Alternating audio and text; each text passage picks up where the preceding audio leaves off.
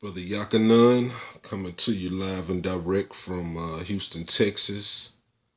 I would like to give my condolences to the family of Miss Pamela Turner, who we all saw brutally lynched in the streets of Baytown, Texas.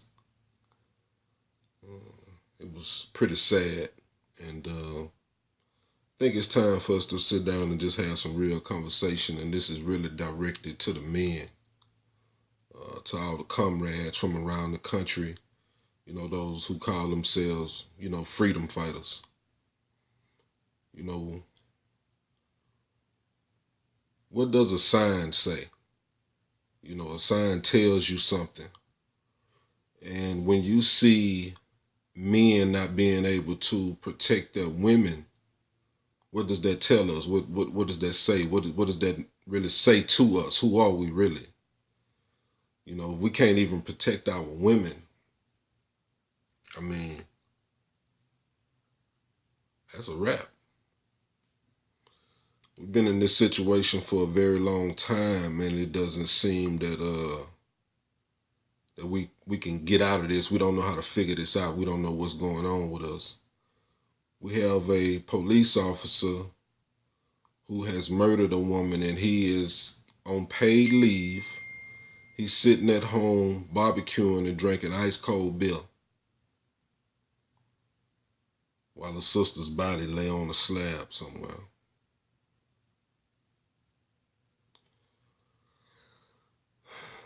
So before I got into this, what you would call a struggle, I sat back and analyzed everything, and this had been going on a long time, before I was even born. So I had to sit down, with my creator, because I was called to this. And so I had to sit down with my creator first and ask, well, what's wrong? What is the problem? There are many great men who have came and have not been able to solve this problem or figure it out. So, why would I get involved in this? Why would you tell me to go get involved in this? And so I began to search, and I got answers to the questions on why we was in this situation, what happened to us. We suffer from a loss of identity. We don't know who we are. We don't know where we came from. We don't know what language we were speaking before this. We don't know what God we were serving. We don't know nothing. All we know of what we've been told. And we may have not necessarily been told the truth about everything it is. Minister Farrakhan seems to know a little bit about our true identity. Blacks, true children of Israel. Malcolm X talked about us being the people of the book. And so the people of the book had a special relationship with the Creator. And if anything, if these people ever stepped out of line, it wasn't just as simple as you just go do what you want to do whenever you get ready and there's no punishment for it. The punishment for it was slavery, captivity. If you didn't want to listen to God, then go listen to them white folks, because you're going to obey their law. So we sit here in this situation, don't know what to do, don't know how to do it, don't know when to do it, don't know why we're doing what we're doing. We're just sitting here in this situation for years.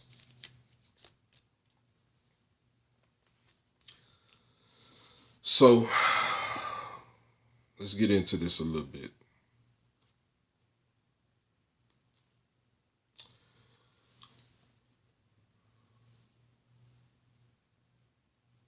Holy Bible.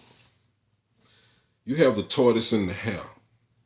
It's a fictional story, but it's a story that gives you wisdom. You know good and damn well can't no turtle beat no rabbit running, but the moral of the story is slow and low is the way.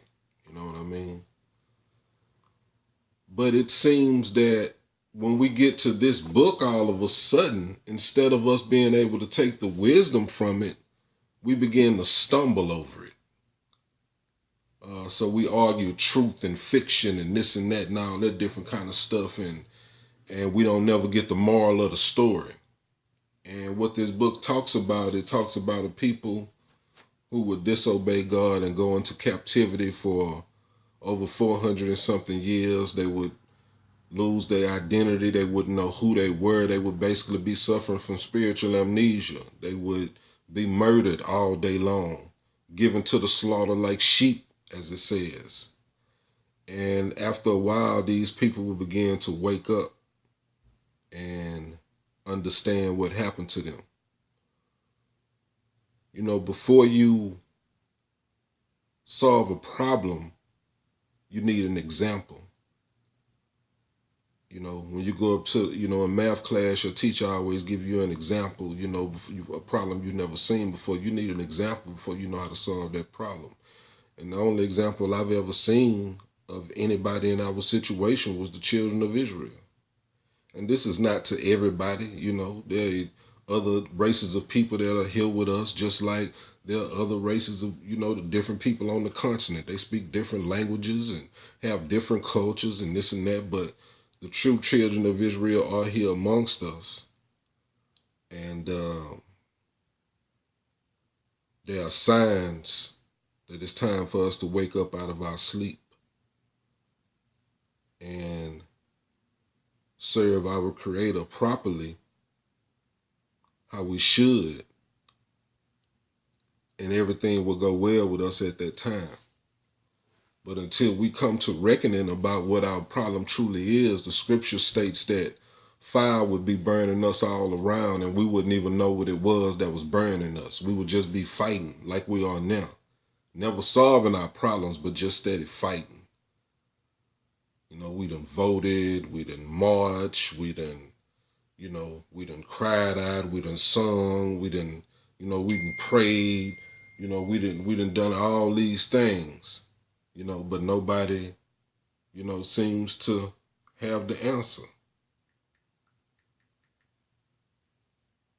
Nobody seems to have the answer. We still here, chasing our tail like a dog out in the yard.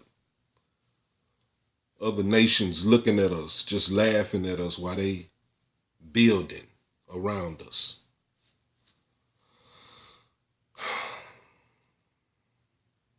The scriptures also states in Leviticus 26:37 that we would have no power over our enemies at all.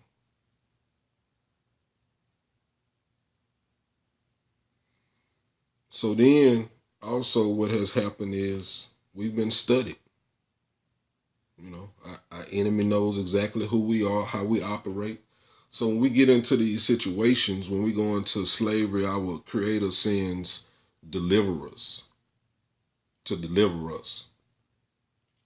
And so they have studied our behavior, and so they know that God is going to send somebody, send his prophets, and we're going to end up, raising up again.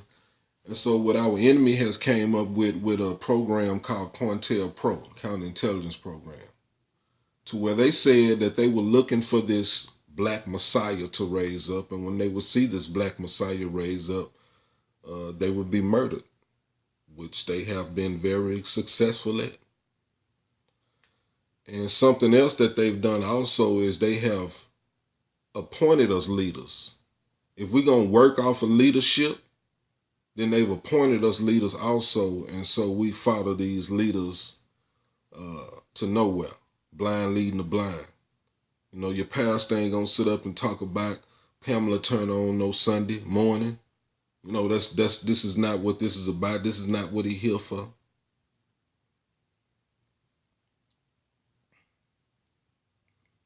Some people say that, it's money. Money is our problem. I mean, that's part of our problem, it'll help, but, hell, ain't nothing new under the sun. Black Wall Street was around before we got here. They were unsuccessful. They couldn't even defend themselves. No power to stand before their enemies. And some people may think, God ain't that type of God. God wouldn't do this, wouldn't put us in this situation or whatever. But it's quite ironic that, we can have children and we say that we love our children. And when we see our children doing something, getting ready to stick their fork into a socket or something, we would physically harm them in order for them not to hurt themselves or kill themselves. And we say that's love. We say we love them because we stopping them from hurting ourselves. And we willing to apply physical punishment. But yet if we say we God's children, then why don't that apply the same way? Do God love us enough to punish us with physical pain? It seems that we haven't been able to solve our problems. But yet, when you sit up and you talk to a white man, you know what I'm saying, you can tell that these are not the smartest people in the world. Definitely not smarter than we are. No offense. I'm just keeping it real with you. You feel me? You know, it's like, damn, how are they running businesses? How are they running the world? You know what I mean? It's like they got the perfect system for us. How is that? Were we given into their hands?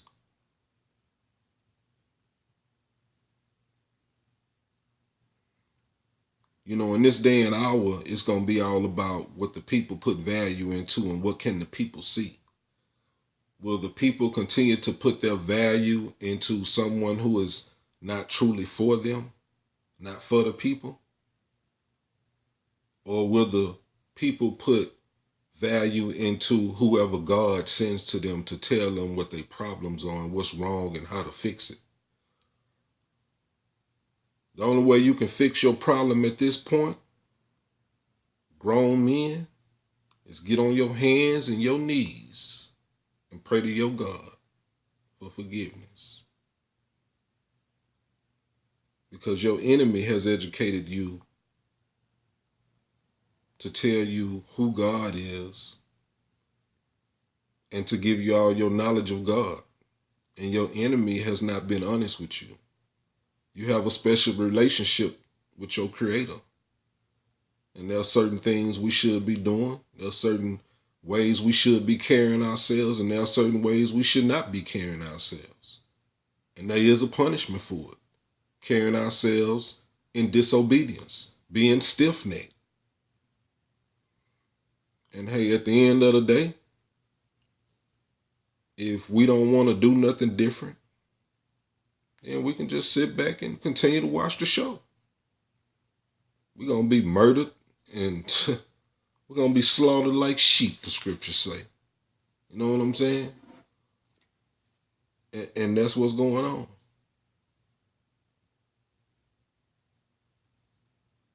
There's no other way out of this.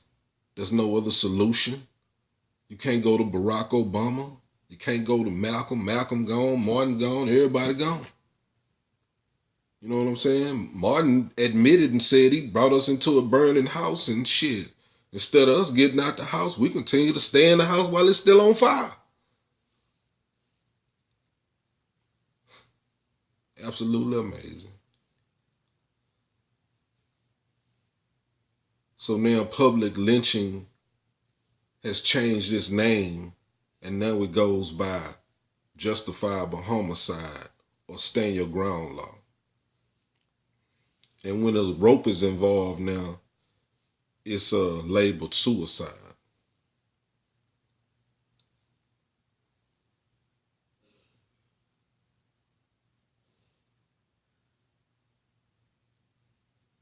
And we still continue to act like we don't get it. You have so many so-called leaders, you know, that want to step out there and be in front of everybody, want to be a leader now. Everybody want to guide their people. And don't nobody have no plan, don't nobody have no agenda, don't nobody know why they going through the stuff they going through, why we here.